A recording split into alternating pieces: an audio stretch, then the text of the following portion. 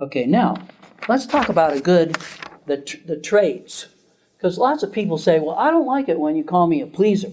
Pleasers aren't bad. Jesus said that we should please others and we should be nice to others. And so I don't think pleasing is bad. And so I wanted to quickly talk about the traits of a good dependency.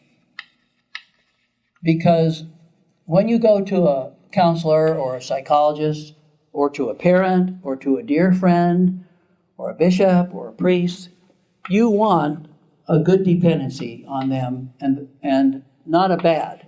So on the left we'll put good dependency, and on the right we'll put bad dependency, and we'll list some of the traits. In the first place, the person that you're dependent on will be in their real self, and they'll have being motives. The reason to help you is to celebrate their being. They want you to be as happy as they are. Whereas over here, this person is giving from his fullness. This person is taking to fill emptiness. He isn't secure himself. What does rescuing do? It gives in order to get. What does the knight in shining armor do with all the damsels in distress that he rescues? If you want to read a good book about that, read The Knight in Rusty Armor. He was crying and his armor got all rusty. So this is celebrating the true identity. That's what happens in a good dependency. In other words, why does a mom want some kids? She wants to share her love. She wants them to grow up as happy as she is. She wants to share her being and have them. And a good dependency is temporary, because it leads to independence. So how long should you stay in therapy? Well, it depends on how sick you are and how fast you learn and how scared you are. There's no set time. Average time in therapy is 26 interviews. That's average. For people to start feeling good, it's $2,000, nearly $3. Well, that's okay, we'll get a new car. Lead to independence. Good dependencies lead to good independencies. Good dependencies are temporary. The person has what you want, and they are very eager to give it. So the person then is a valid source of love.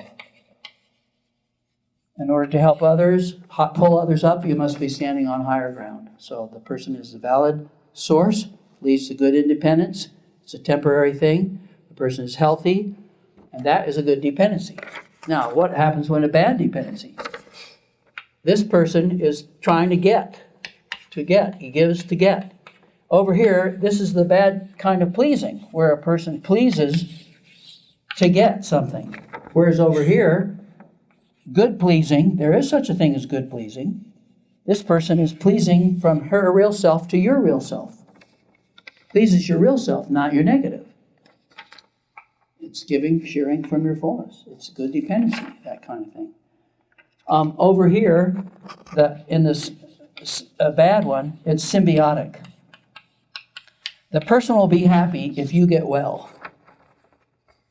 That's in a bad dependency. The person will be happy if you get well. Whereas over in the good dependence, the person is already happy. Sure, she will be happier if you get well, but your progress does not make her worth. Get it? So think of someone that you've ever been dependent on. Was it symbiotic, and did your progress equal her worth? Like there's mothers who want their kids to get graduate school, get a PhD, go on a mission, marry in the temple, blah, blah, blah, to equal their worth. Then I'll be a good mom. That's symbiotic. They're giving in order to get. They go up if you go up. Be a great athlete. See? That's bad pleasing. It's bad deficiency, motive, bad dependency. And in that symbiotic thing, one of them will be crippled. I do it to make my mommy happy. That's not the right reason. You do the right thing for the wrong reason. And this bad dependent person will abuse the identity of things, especially the person they're helping. And this person will see things the way they need them to be. This is very important. How many of you see things the way they are as opposed to see them the way you need them to be to fill your unmet needs? You get that? So a person in a bad dependency or a fake counselor or a fake parent or a fake helper will see things the way they need them to be, to get your money, to prolong the dependency, to prove that they're superior to you because they need you to need them. Could you give an example of that? Oh, there's thousands of them. There's counselors that keep people in treatment lots longer than they need to be so they can get their money. There's mothers who will die if you drop out of school. There's husbands who will die if you don't fix their dinner and fix their everything and on and on and on. So this is, they see things, oh, she enjoys it. She enjoys fixing my dinner. It doesn't hurt her to wash all the clothes. No. I worked 8 hours, she can work 12. She really likes it. It's fair. So that'd be an MCP and a DDD. Symbiotic, see? There's a whole bunch of giving in order to get. And that's a bad dependency, and it'll cripple the person who thinks he's being helped by some empty helper. Has anyone ever been helped by an empty helper and you never got anywhere? Yeah, that happens. So they abuse reality, see things the way they need them to be. They need to be needed. And that's a great thing.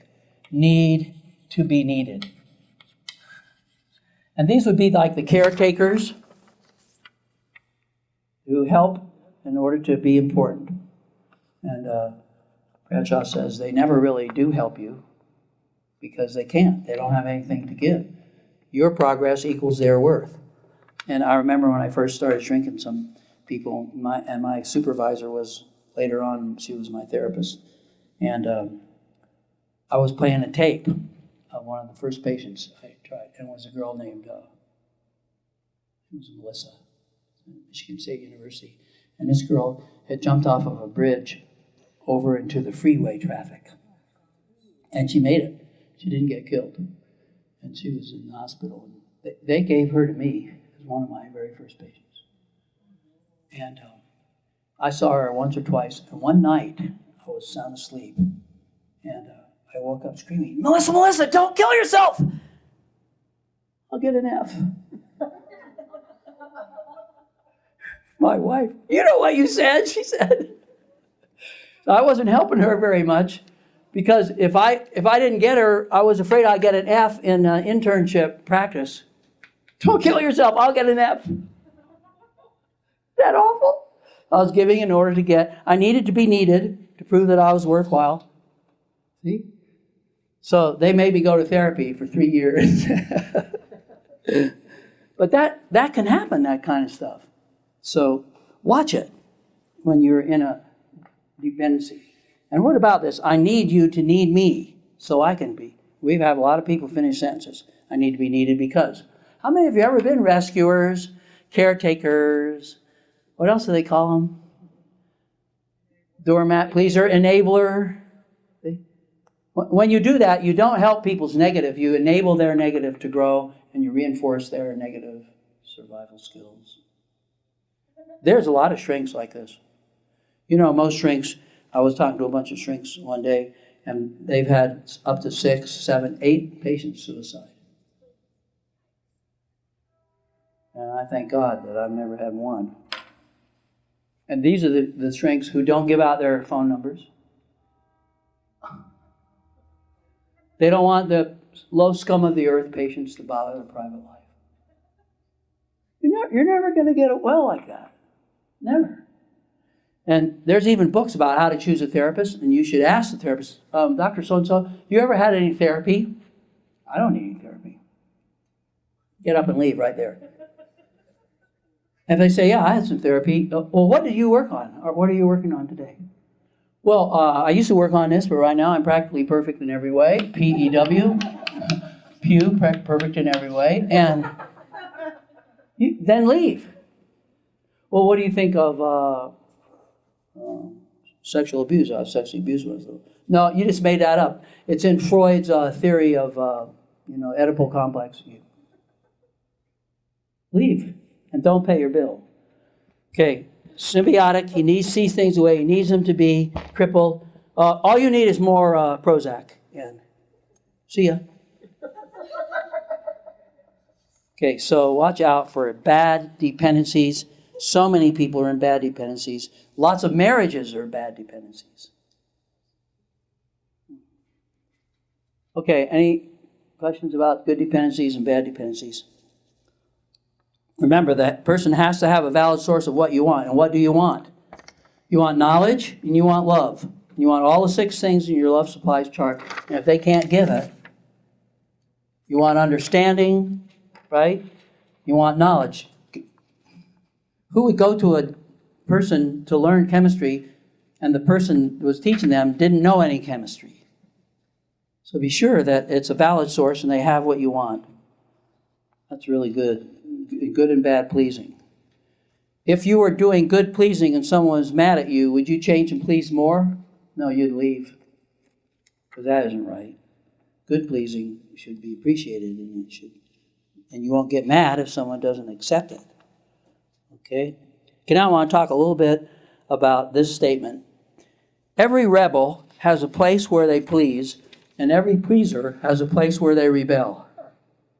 Does that make sense? Anyone in here ever been a pleaser? Did you have a place where you rebelled? Yes. I remember when I was young, when I was a shrink, about 20, 30, the hippies were all over in Eugene, Oregon, and I had a lot of them for patients. And I noticed that the hippies, who were so rebelling against the establishment, were total conformists with each other. They all had holes in their jeans. All the girls wore no bra. They all had their hair right down the middle, and they're deeply conformist pleasers with each other. But out in the world, they were rebels to all the establishment authority figures. So that's where I figured that out. No person is 100% rebel or 100% pleaser. All pleasers have a place where they rebel, and every rebel has a place where they please. And why is that? Because rebellion and pleaser are 2 sides of the same negative coin. There's books called Conformity and Rebellion. They're both fake selves. That's why you got to honor the feelings of your child, but be firm at the same time, and they'll start to feel their feelings and discover who they are, and they won't have to have these fake styles of pleaser or rebel. Okay. If you can learn something, you can unlearn it. That's a great saying. And that's why we hate people to say, this is caused by chemical imbalance.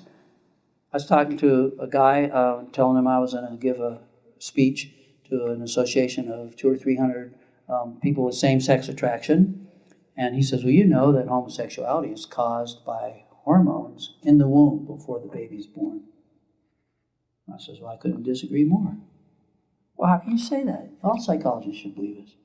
Well, I'm different than all psychologists. And I think it was learned and it can be unlearned. And that's what I'm going there to tell them. And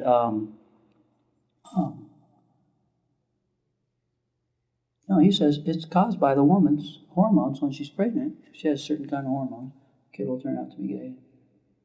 I said, that can't be, Bob, because I've helped more than 40 or 50 same-sex attraction people to get out of that. They're way past that now. They're not sexualizing anybody. Because sex is not a love supply, it's a love substitute. Well, I don't see it that way. Well, you never will either. You don't want to. No. And if you were homosexual and you came to him for therapy, he couldn't fix you. Suppose you were shy and you went to a therapist to get over it, and they said, shyness is caused by hormones in your womb, and there's nothing you can do to fix it. What would you do then? Go to another shrink, right? Who believes that you can change instead. I've heard shrinks who say sexual addiction is unchangeable. Same-sex attraction is unchangeable. Well, then how about SSA? OSA, opposite sex attraction. Is that unchangeable? Can you change an OSA into a SSA? No, they're all learned and unlearned, and there's an identity. OSA is just as sick as SSA, opposite sex attraction. It's the sexualization of people for love supplies that's the problem, not who you like. And so You see, there's more and more of this trapping people forever in their negative styles and thinking they have to die that way. And the only way out of it is to make clubs and change the whole politics of the whole world to adapt to these poor people who are made that way by hormones in the womb, or genetics, or chemical imbalances. Or luckily, that's starting to turn around. It's almost short of a revolution to show that the way you think, what you've learned, affects your body, and then that affects your brain. That's wonderful. Okay, so actually, all addictions are love substitutes. They're used in childhood to get love supplies. They all have a payoff or a reward. And lots of people won't give up their negative self-styles because if they do, they'll lose love. So that's why we say it only takes one shrink, change the light bulb, but the light bulb has to want to change.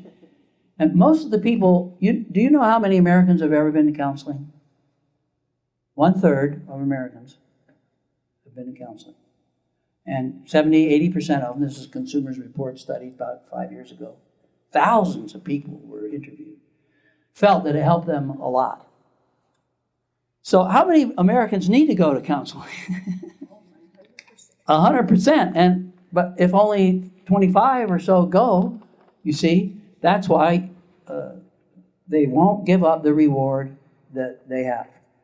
And I remember when I was shy, that I didn't want to give up what that did for me, and that namely protected me from other people.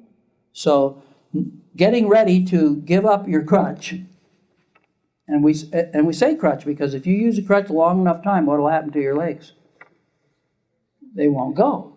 So hang-ups and problems, challenges, negative self-styles are crutches, and you have to be ready to give them up. And so often we say to people, would you like to get over this? And they say, well, I don't know. I like to eat and throw up.